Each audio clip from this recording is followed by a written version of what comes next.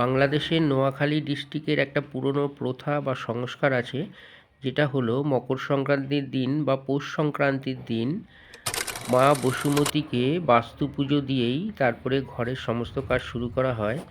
এর ব্যতিক্রমও এই বছর হয়নি।